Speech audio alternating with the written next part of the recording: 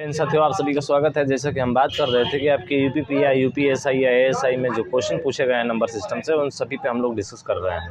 और पहला क्वेश्चन आपके सामने दिया गया है, आप इसको जो है सॉल्व करके बताइए कि इसका कौन सा जो है राइट आंसर होगा। ठीक है, वैसे तो मैं आपको बहुत अच्छे तरीके से बताऊँगा, दो तरीके आपको बताने वाला हूँ।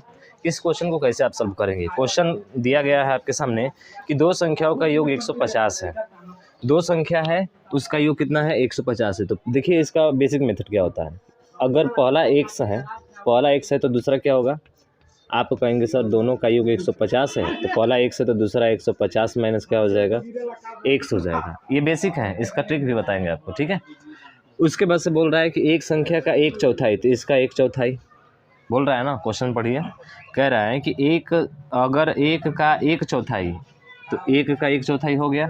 ठीक है, अन्य के छठे से 5 अधिक है। अन्य मतलब ये इसके छठे से 5 क्या है, अधिक है, और ये दोनों आपस में क्या है, बराबर है। तो यहाँ से x का मान आपको निकालना है। आप सॉल्व कीजिए, यहाँ से x का मान आपका आएगा और वही आपका क्या हो जाएगा, राइट आंसर हो जाएगा।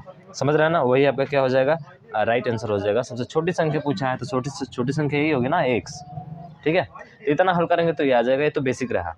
दूसरा कंडीशन ये है कि अगर ऑप्शन के द्वारा देखेंगे तो ए बी सी और डी दिया गया है आपको। ए बी सी और क्या दिया गया है, डी दिया गया है। तो इसमें दिया गया है क्या, एक में दिया गया है आपका 42 36 72 18। ठीक है, 42 है, 36 है, 72 है और क्या है आपका 18 है। तो ऑप्शन के द्वारा कैसे हल करना है। अब कह रहे हैं कि एक संख्या है उसका 1/4 यानी कि 4 से कटने वाला होना चाहिए। तो 4 से ये कटेगा, नहीं कटेगा भाई साहब। 4 से ये कटेगा, हाँ ये भी कटेगा, ये भी कटेगा और ये भी कटेगा। चलिए बहुत अच्छा। अब क्या कीजिए कि अगर 36 कट रहा है तो पहली संख्या अगर 36 है तो इसका 1/4 निकालिए। तो इस संख्या का 1/4 निकालेंगे तो कितना हो जाएगा, 9 हो जाएगा। कितना हो जाएगा, 9 हो जाएगा। चौथाई निकाल लीजिए तो 9 हो गया। उसके बाद से दूसरी संख्या क्या होगी, तो 150 में से 36 घटा दीजिए। तो 150 में से 36 जैसे ही घटाएंगे तो कितना बचेगा, 36 4 40 यानी 114 बचेगा। और 114 किससे भाग करना है, 6 से। तो 6 से भाग करेंगे तो 6 एकम 6 और 6 9 कितना हो जाएगा, 14। अब 9 में से 19 घटाइए, क्या इसका अंतर 5 का आ रहा है, नहीं आ रहा है। इसका मतलब कि ये भी आपका नहीं होगा।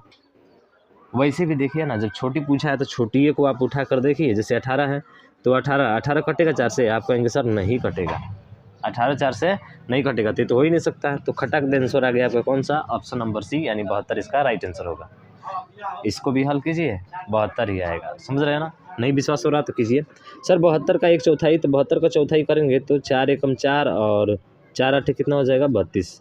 18 माइनस, ठीक है। उसके बाद से 72 पहली संख्या तो दूसरी संख्या क्या होगी, 72 इसमें से घटा दीजिए तो ये आ जाएगा 8 और ये 7 78। और इसका कितना भाग, 6वां भाग। तो 6 एकम 6 और 36 18। देखिए 13 और 18 में से घटाएंगे तो कितना आएगा, 5 का अंतर आ जाएगा। जो ये सवाल हमारा कहा है, जो सवाल कहा है वही है ना। तो ऑप्शन के द्वारा आप बहुत आसानी से इसको हल कर सकते हैं। केवल 2 में कन्फ्यूजन था, 4 से ये नहीं कट रहा था, 4 से ये नहीं कट रहा तो यही कटने वाला था, 2 कटने वाला था तो 36 को हटा देंगे। छोटी पूछा है, 36 नहीं आ रहा था, 72 आएगा तो 72 आपका राइट आंसर हो जाएगा। आया समझ में। तो यहाँ पे x का मान निकालेंगे तभी भी वही आएगा। ठीक है भाई साहब, बहुत अच्छा। समझ में आया तो इस वीडियो को ज़्यादा से ज़्यादा शेयर कीजिएगा, और अभी तक चैनल को सब्सक्राइब नहीं किया तो सब्सक्राइब भी कर लीजिएगा, और बेल आइकन को भी दबा दीजिएगा। ठीक है, ताकि वीडियो अपलोड होगा तो उसका नोटिफिकेशन आपको मिल जाएगा। नेक्स्ट क्वेश्चन है, चलिए देखिए हल कीजिए। करेंगे, यदि एक संख्या का 2/3 216 है, ये बहुत बार पूछा गया क्वेश्चन है, तो उस संख्या का 1/18 क्या होगा। मैं इसको ऑप्शन के द्वारा आपको बताऊंगा। ठीक है, बेसिक तो हल करना चाहेंगे तो बेसिक भी हल कर लीजिए।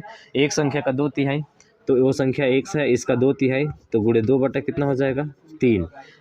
2/3 216 है, यानी कि इसका 2/3 जो है 200 कितना है, 16 है। ठीक है, तो उस संख्या का 1/18 क्या होगा, तो उस संख्या का 1/18 निकाल लीजिए यहाँ पे। तो ये हो जाएगा 2x बराबर 216 गुणे 3। तो x बराबर कितना हो जाएगा, 2 से भाग कर दीजिए। तो 2 एकम 2 2 8 16, 3 से गुणा करा दीजिए। और इसी का कितना भाग पूछा है, संख्या तो आ गई ना इतना। अब पूछा है कि इसका 1/18 भाग क्या होगा, तो 1/18 से गुणा करा दीजिए। ठीक है, 3 से 6 बार में, 6 से 6 एकम 6 और 36, 6 एकम 6 और 6 8 48। तो सर इसका ऑप्शन 18 आ जाएगा। तो 18 किस विकल्प में है, ऑप्शन नंबर सी में है। लीजिए, इसको हमने बता ही दिया। अब ऐसे भी देखिए ना, कि 1/18 पूछा है ना, तो 18 किससे कटने वाला है? देखिए केवल एक ही ऑप्शन है 18, 18 से ही कटेगा। तो ऑप्शन नंबर सी जो है ऐसे ही देखकर आप आगे बढ़ जाएंगे, इसमें कोई दिक्कतें नहीं है, समझ रहे हैं ना। चलिए ये भी क्वेश्चन सॉल्व हो गया। दूसरा अगला क्वेश्चन फिर सामने आपके रहा, इसको बताइए। तीसरा कहा है कि यदि दो संख्याओं के वर्गों का वर्गमूल 13 है। अब ये क्वेश्चन बहुत इंपॉर्टेंट क्वेश्चन है जो आपके सामने दिख रहा है, ठीक है। पूछा है कि यदि दो संख्याओं के वर्गों का वर्गमूल, तो दो संख्या कौन सी है? ए का स्क्वायर है और बी का स्क्वायर है, इसके वर्गों का क्या पूछ रहा है? वर्गमूल। और ये कितना है? 13 है। देखिए भाई साहब, एक तो तरीका है कि अगर आप इसको बेसिक से हल करते हैं तो काफ़ी आपका टाइम लगेगा, इतना टाइम लगेगा कि पूछना नहीं है, समझ रहे हैं ना। लेकिन अगर आपको एक चीज़ याद है कि दो छोटी संख्याओं के वर्गों का योग पाइथागोरस प्रमेय के अनुसार बड़ी संख्या के वर्गों के योग के क्या होता है? बराबर होता है, जो आपका क्या है? पाइथागोरन तरीका है। उसके अकॉर्डिंग आप विद इन सेकंड में हल कर सकते हैं। कैसे? आपको पता हो जाएगा कि सर ए की जगह पे जो होगा वो 5 होगा और बी की जगह पे जो होगा वो क्या होगा? 5 और 12 होगा। बी की जगह पे क्या होगा? 12 होगा। 5 का स्क्वायर और 12 का स्क्वायर जोड़ेंगे, आप वर्गमूल लेंगे तो कितना आएगा? 13 आएगा। और पूछा क्या है आपसे? तो पूछा है कि दो संख्याओं के बीच का अंतर 7 है, और देखिए इसके बीच का अंतर भी कितना है? आपका 7 है कि नहीं? फॉलो कर रहा है ना? बिल्कुल। तो छोटी संख्या के वर्ग का मान क्या होगा? तो छोटी संख्या कौन सी है? 5 है। 5 का स्क्वायर कर दीजिए भाई साहब, कितना हो जाएगा? 25। It's very simple. पर बेसिक से हल करेंगे ना तो काम गड़बड़ा जाएगा, जो क्वेश्चन आपको कई हल करना है आपके छूट जाएंगे, ठीक है। तो ये तरीका ध्यान रखिएगा, very very most important question है आपका, हो सकता है आने वाले एग्जाम में रिपीट आपका जरूर होगा ये, ठीक है। हाँ, इस चीज़ को ध्यान रखिएगा। चलिए इसका सोल्यूशन हो गया, 25 हो जाएगा। आया समझ में क्या? ठीक है। अगला देखिए, तो कौन सा ऑप्शन है भाई साहब? ए नंबर है? तो कौन सा है? हाँ, बी नंबर है। बी नंबर ऑप्शन सही होगा। अगला क्वेश्चन है 4th नंबर। एक लिफ्ट की क्षमता 12 वयस्क या 20 बच्चों की है। तो देखिए 12 वयस्क बराबर किसके हो जाएगा? 20 बच्चों के हो जाएगा। किसके? 20 बच्चों के हो जाएगा। 12 वयस्क बराबर 20 बच्चों के। तो पूछा है कि इस लिफ्ट पर 15 बच्चों के साथ कितने वयस्क चढ़ सकते हैं? 15 वयस्क पूछा है, ठीक है। तो देखिए अगर 3 वयस्क का निकाल लीजिए यहाँ से, अगर 3 वयस्क का 4 से भाग कीजिए तो 4 से भाग करेंगे तो 3 वयस्क आ जाएगा। तो 3 वयस्क बराबर इससे 4 को भाग करेंगे तो कितना हो जाएगा? 5 बच्चों के हो जाएगा। हमें तो 15 चाहिए ना, हमें कितने चाहिए? हमें चाहिए कि 15 बच्चों के साथ, तो 15 बच्चों के साथ इसमें किससे गुणा कर दे? 3 से। तो इस तरफ भी किससे गुणा करना पड़ेगा? 3 से। तो तितली का 9 वयस्क बराबर किसका हो जाएगा? 5 बच्चे के हो जाएगा। पर हमसे ये नहीं पूछा है, हमसे ये पूछा है ना कि 15 बच्चे के साथ कितने वयस्क जा सकते हैं। तो पहले कितने थे? 12। अब कितने इसमें से कम हो गए? 9 कम हो गए, तो कितने जाएंगे? 3 जाएंगे। अरे इनकी संख्या ज़्यादा है तो ज़्यादा थे, अरे कम है तो कम ही होंगे। और 15 पे कितने कम होंगे? 9। यानी कि हमारा जो आंसर होगा वो 12 - 9 बराबर कितना हो जाएगा? 3 हो जाएगा। तो 3 आपका क्या हो जाएगा?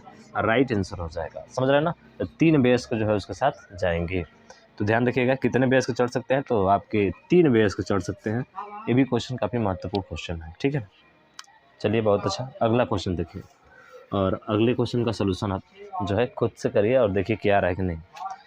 पूछा है कि एक परीक्षा में परीक्षार्थियों के प्रत्येक सही उत्तर के लिए 5 अंक मिलते हैं। देखिए सही उत्तर जो है ना, अगर सही करेगा वो बेचारा तो उसको कितना मिलेगा? 5 अंक मिल जाएगा। कितना अंक मिल जाएगा? 5 अंक।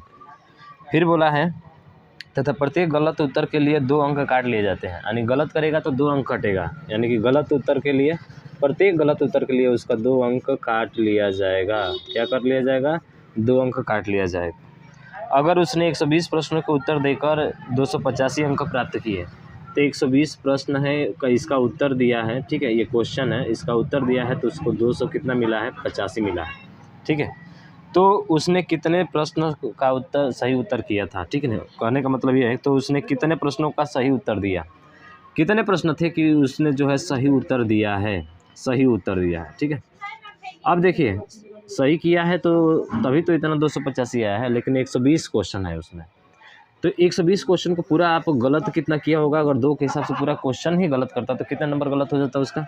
आप कहेंगे सर 120 में 2 से गुणा करा दीजिए, तो 120 दूना कितना हो जाएगा? 240। यानी कि 285 नंबर तो आया ही होगा, पर उसने गलतियाँ भी पूरा अगर कर दी होगी तो कितना नंबर और आता उसको? तो टोटल कितना हो जाता? तो ये 5 और 8 4 12 का 2 और 2 2 4 कितना हो जाएगा? 525। कितना होगा 525। और यहाँ पे देखिए 5 अंक जो है सही और 2 गलत कर रहा है, यानी 5 2 कितना हो जाएगा 7, यानी कि 7 जो बराबर होगा ना वो 525 के बराबर हो जाएगा। तो 1 कितने का हो जाएगा, बस यही निकाल दीजिए, आ जाएगा आंसर। तो 1 हो जाएगा 7 से भाग कीजिए, 7 7 49, और उसके बाद से 12 में से 9 जाएगा 3, और 7 5 कितना हो जाएगा 35। यानी उसने जो क्वेश्चन सॉल्व सही किए थे ना वो कितने किए थे, 75 किए थे। यही आपका क्या हो जाएगा, राइट आंसर हो जाएगा।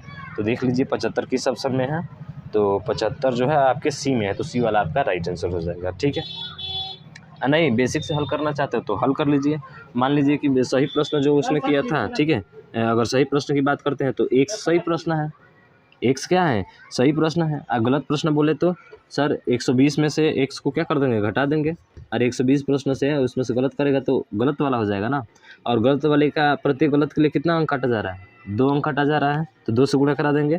और उसके बाद से इसमें प्रत्येक सही उत्तर के लिए कितना उसको मिल रहा है नंबर, 5 मिल रहा है, तो इसमें 5 से गुणा कर दीजिए। ठीक है, और इन दोनों का अंतर जो बराबर हो जाएगा वो किसका हो जाएगा, जो मिला है उसको 285 नंबर, क्योंकि सही उत्तर में से गलत उत्तर घटाएंगे तो यही ना आएगा। तो ये हो गया आपका बेसिक। आप इस बेसिक के माध्यम से जो है उस क्वेश्चन का सॉल्यूशन भी दे सकते हैं। अगर ये समझ में नहीं आया तो यहाँ से भी कर सकते हैं इसको। ठीक है, कोई दिक्कत नहीं है। बेसिक का भी करना ज़रूरी है भाई साहब, ये भी जानना ज़रूरी है, क्योंकि बेसिक ट्रिक्स नहीं आता है तो बेसिक से तो आसानी से आ जाएगा, उसमें कहीं कोई दिक्कत नहीं है। लेकिन बेसिक आता है तो ट्रिक्स भी अपने आप बन जाती है। ठीक है, चलिए अगला क्वेश्चन देखिए, और अगले क्वेश्चन का सलूशन आप खुद बताइए। अगला क्वेश्चन दिया है भाई साहब, वह संख्या ज्ञात करें जिसे 124 से गुणा करने पर, वह संख्या मान लो x है, इसको 124 से क्या करने पर, गुणा करने पर, 124 से गुणा करने पर इसमें 2583 की वृद्धि हो जाती है। किस में, संख्या में, यानी x में 2583 की क्या हो जाती है, वृद्धि हो जाती है। हल कर दीजिए। ये वेरी इंपॉर्टेंट क्वेश्चन है, क्योंकि इस पर 10 क्वेश्चन आपके पूछे गए हैं। ठीक है ना, बहुत क्वेश्चन पूछे गए हैं। मैं केवल एक ही क्वेश्चन ले रहा हूँ, हर टाइप के नए क्वेश्चन आपको करा रहा हूँ। ठीक है ना, हाँ तो ध्यान रखिएगा। तो सर कर दीजिए, तो ये 124 x हो जाएगा, ये इधर आकर घटेगा तो -x हो जाएगा, बराबर 2583 हो जाएगा। तो इसको हटाएंगे तो 123 x हो जाएगा, बराबर 2583। तो x बराबर निकाल लेंगे ना, आप कहेंगे 2583 बट्टा 123 हो जाएगा। ठीक है, अब देखिए ये 3 और 3 से एक बार में तो कटेगा, यानी कि यूनिट डिजिट इसका 1 होगा। तो ऑप्शन में देखिए कौन सा है, तो ऑप्शन में देखेंगे तो मात्र 1 ही है, और वो डी नंबर है। तो डी नंबर है कितना, 21। तो यही आपका क्या हो जाएगा, और राइट आंसर हो जाएगा। आप कहेंगे कि आप भाग क्यों नहीं दिए, अरे उतना टाइम नहीं रहता है भाग देने के लिए। ठीक है, हम केवल इसका यूनिट डिजिट देखिए ना, कई बार में कटने वाला है, तो एक ही बार में कटने वाला है, तो 1 लास्ट में तो कन्फर्म आएगा, कहीं पर भी रहे। ठीक है, तो इसलिए ऑप्शन नंबर डी में केवल दिख रहा है, और तो किसी में दिख नहीं रहा है। अगर दिखता तो हल करते, नहीं दिख रहा तो मार के बढ़ेंगे आगे तुरंत। तो 21 आपका क्या हो जाएगा, राइट आंसर हो जाएगा। ठीक है, फिर नेक्स्ट क्वेश्चन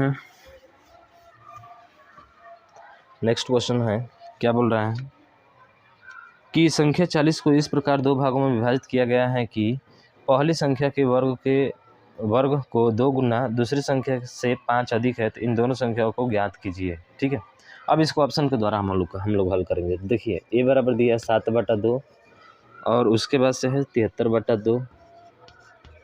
बी ऑप्शन में दिया है आपका कितना, तो दिया है 5/2 75/2। ठीक है, 5/2 75/2।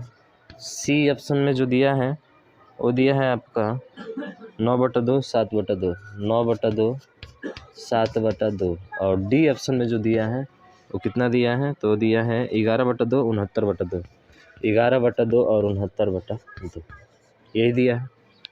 अब देखिए ये कह रहा है कि पहली संख्या का वर्ग का 2 गुना, तो पहली संख्या ये है, इसके वर्ग कीजिए, इसके वर्ग का 2 गुना, तो 7 7 49/4 करेंगे और 2 से गुणा कराएंगे तो फिर 2 ही आ जाएगा। तो यहाँ पे 2 ही लिखते हैं एकदम।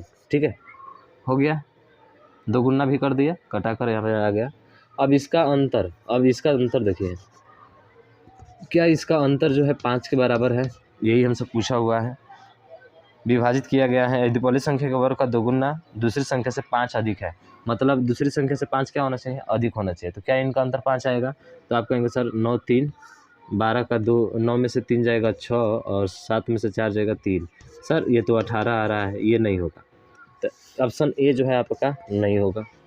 ठीक है।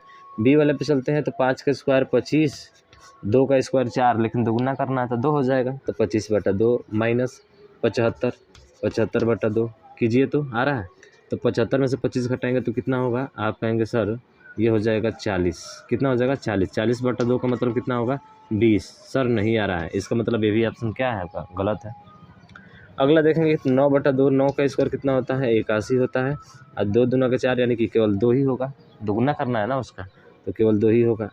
अब उसके बाद से इसमें देखेंगे 7/2 है, तो ये हो जाएगा कितना 7/2, तो -7/2 कर दीजिए यहाँ पे, ठीक है, 7/2 कर दीजिए।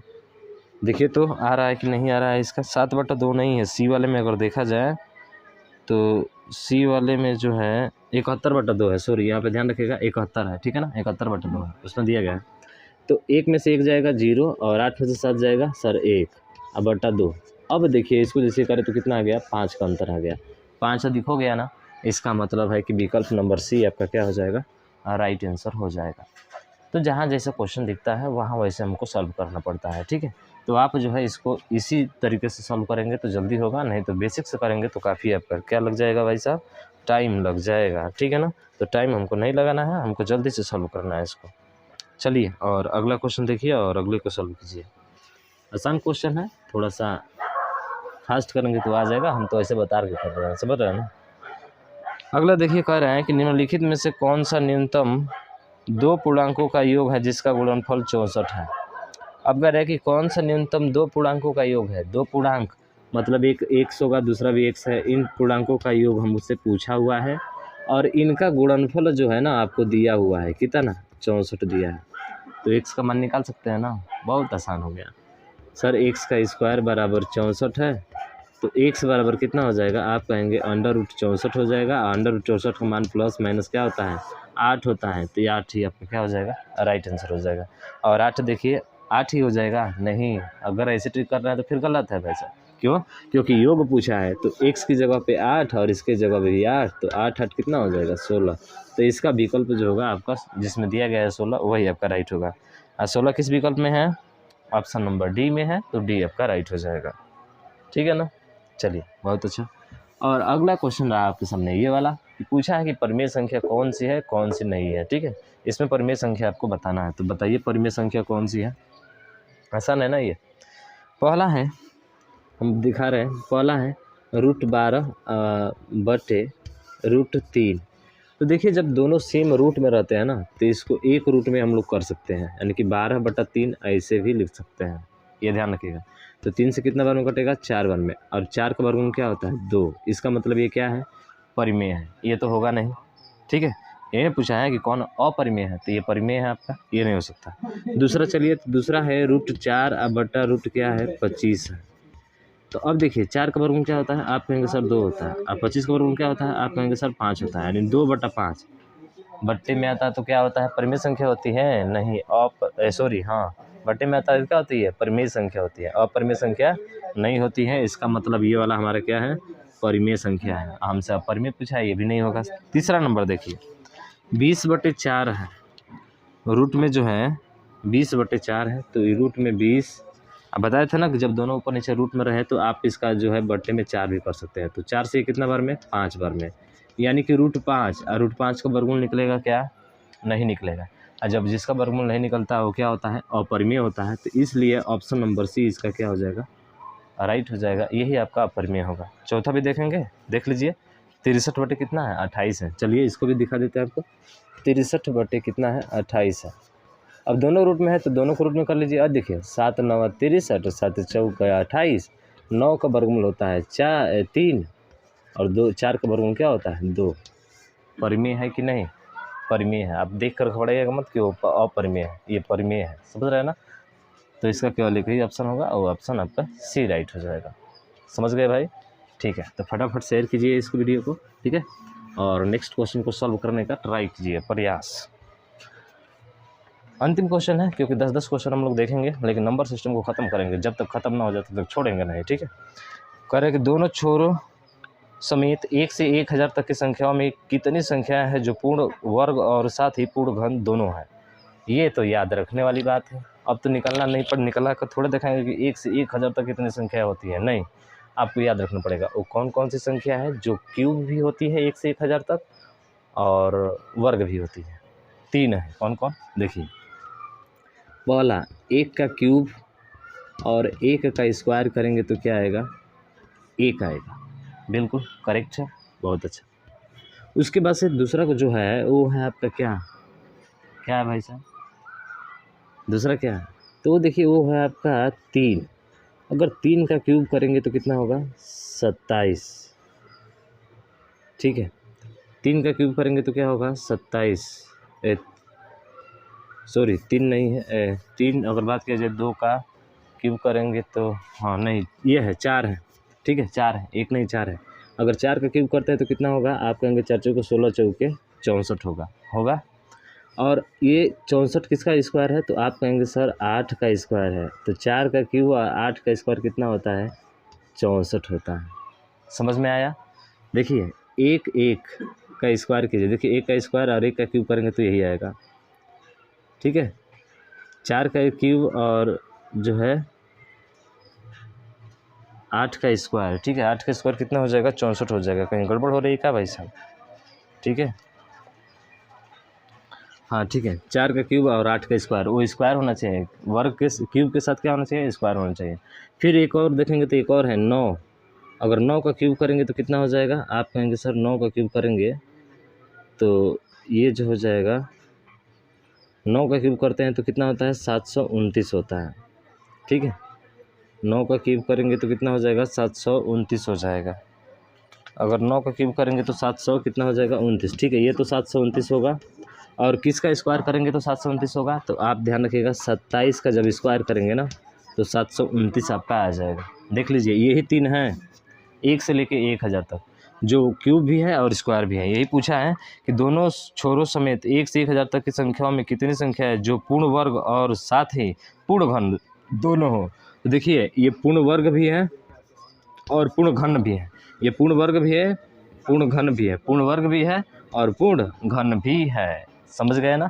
किसका घन है ये, तो 9 का घन है। किसका स्क्वायर है, तो 27 का स्क्वायर है, आ रहा है ना। किसका स्क्वायर है, तो 8 का स्क्वायर है। किसका घन है, तो 4 का घन है। समझ गए। तो 3 संख्या होती हैं और 3 किस विकल्प में है, तो ऑप्शन नंबर आपके डी में है 3। आप याद रखिएगा, ये भी क्वेश्चन फ्यूचर में आपके रिपीट होने वाला है। समझ रहे हैं ना। काफ़ी बेहतरीन क्वेश्चन पूछा हुआ है इसमें, बहुत अच्छे अच्छे क्वेश्चन जो है आज हमने सॉल्व किए और आपको समझ में भी अच्छे तरीके से आया। तो आप इस वीडियो को ज़्यादा से ज़्यादा शेयर कीजिएगा ताकि इसी तरह से और भी बेहतरीन क्वेश्चन आपको सॉल्व कराएं हम, ठीक है। और कोई भी क्वेश्चन छोड़ेंगे नहीं और कोई क्वेश्चन बाहर भी नहीं जाएगा आपका नंबर सिस्टम से, चाहे किसी भी टॉपिक से जिसको हम लोग शुरुआत करेंगे उसका निपटारा भी करेंगे, ठीक है। तो मिलते हैं तब तक नेक्स्ट वीडियो में इसी टॉपिक के साथ। तब तक के लिए जय हिंद, जय भारत।